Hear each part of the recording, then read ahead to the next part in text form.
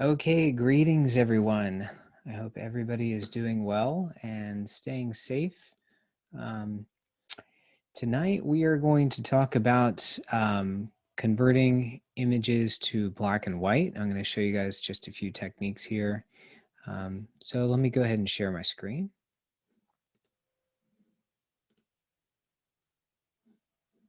Okay, so you should see on the screen here this headshot here, and we know that if we want to convert something to black and white, we know that one method we can use is to create an adjustment layer and then just take out the saturation, right?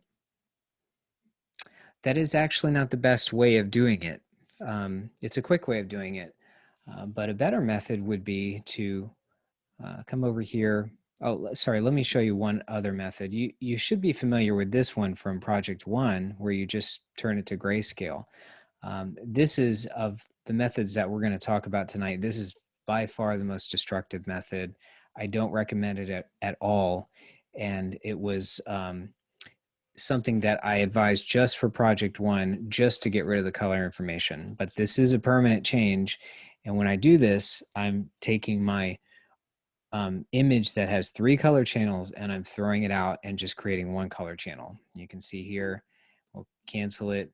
It's got 3 color channels. So if I come over here to grayscale, it's going to ask me if I want to discard the layers and flatten. Click OK, discard. And you can see all of that color information is lost. And now there's just 1 grayscale channel. So you really don't want to do that. So coming back here to the layers, we can make this black and white with hue and saturation, but if we're going to use an adjustment layer, a better way of doing this would be to use photo filter. I'm sorry, to use black and white. And the advantage of black and white here, you can see if I open up my properties, is that I have a lot more control over the look of the image. So for example, here his skin tones fall in the red and yellow channels. I've got control over this. I can make his skin darker. If I want to brighten his eyes up, maybe I can raise the yellow here. And I can just create a completely different look. So let's say I want his skin to be lighter. I can lower the yellow down, or darker. I can lower the yellow quite a bit. But if I raise the red up here, you kind of, it's, when you're doing this, you need to be a little delicate with it, because it's easy to get some very funky results if you're too aggressive with some of these. What I find is they work best when you're using multiple adjustments. So I'll like bring some of the yellow back here, and you can see we've just created an entirely different look by just adjusting these. There's really not a lot of cyan in the image. His shirt is cyan. Um, his jacket is blue, so if we want to brighten up the jacket, we can do that. There's nothing really magenta in here except the lips, so maybe we want to darken the lips a little bit. And it really just does create a totally different look.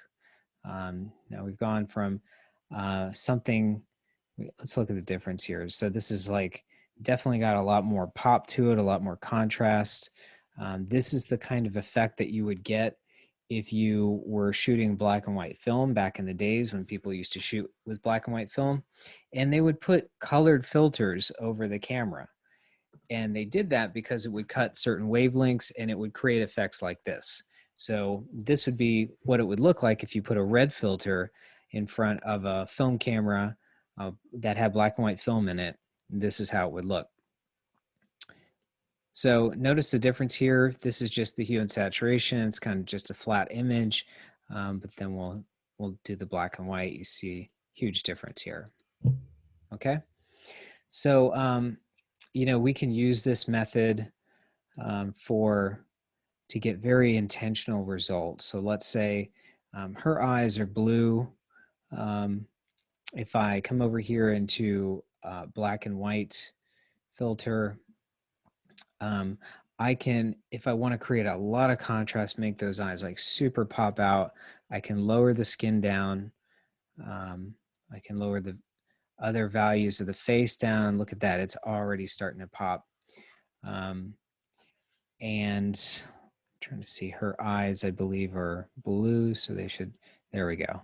See, I can create a completely different look by using this filter. Okay, so this brings up another important point. Whenever you're shooting black and white film, whenever you're shooting a photograph, whether it's with the DSLR or with your iPhone, you always, always, always want to shoot in color. I know that you have the option to shoot in black and white. Don't do it.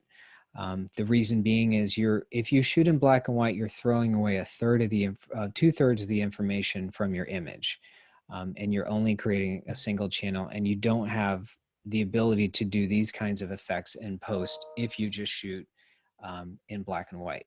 You're creating a permanent change to the image that's very destructive. So always, even if the final intent is black and white, always shoot color. Always, always do that.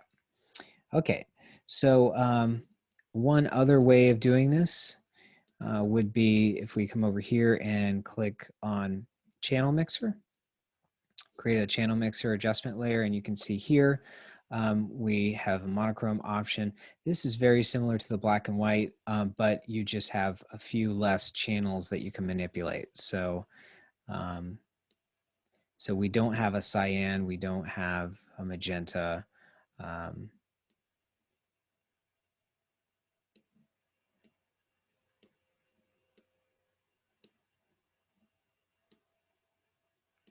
So I have a similar effect on this one. You do have to select monochrome in order for this to work, but so that's with the channel mixer.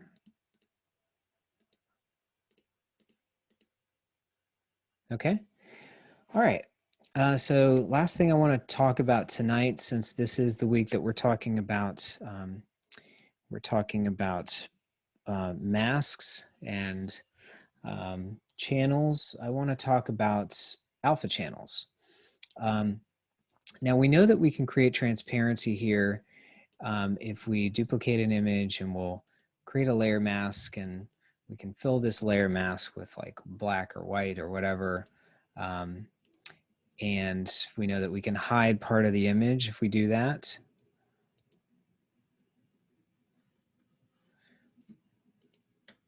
Right?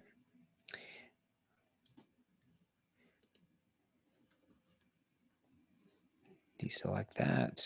I'll do the inverse. So we can hide part of the image. However, if I was to take this into another program outside of Photoshop, it may or may not hold this transparency information. And again, this transparency information, because it's a layer mask, it's only relevant to the layer itself. Okay, so if we want to, for example, let's say we want to just isolate the cup and create a transparent background so that we're able to create a selection for the cup that we can import into any other program like Illustrator or Premiere. We can do that by creating a color channel. By creating an alpha channel. So first thing we want to do is create a selection. I'll just use the object selection tool rather than the pen tool. I would normally use the pen tool for this, but I think there's enough contrast in here, and there is for Photoshop to do a pretty good job of creating a solid selection here. So once I have a selection, I come over here into my channels, and you can see that I have 3 channels, a red, green, and a blue, and also RGB. I can, if I want to, I can turn off the visibility for each channel, and I can see sort of the information in each channel. Typically red holds a lot of contrast as a channel. Blue holds a lot of detail. So what I'll do here, since I have it selected, I'll go ahead and create a, I'll come back here, create a layer mask. I'm sorry, an alpha channel.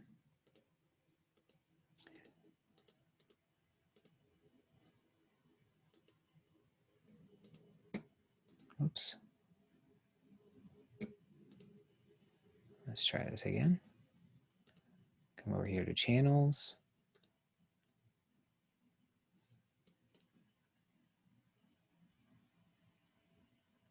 And we want to save selection as a channel.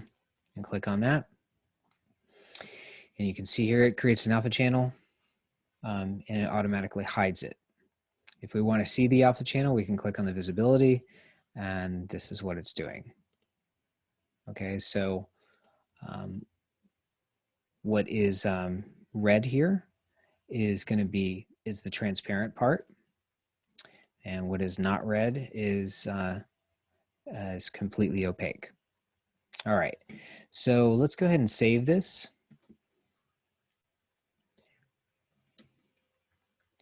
And when we save this, we want to make sure that we have alpha channels selected. And I'll go ahead and click save. Now I'll come in here into Adobe Premiere, and let me see if I can bring my screen over here so you can see it. Let me change this to an editing layout here. Okay, so I don't know if you can see the screen here. Okay, so yeah, so this is the software that I use for creating the edits for the videos for the course, the instructional videos for the course. So let's say I want to drop that cup into this section here. I can just go ahead and import this.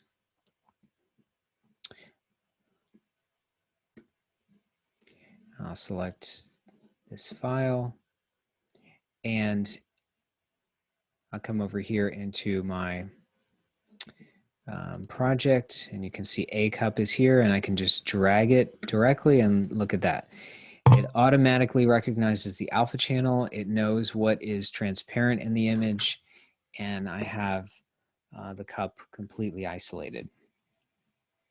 Okay, so that is alpha channels.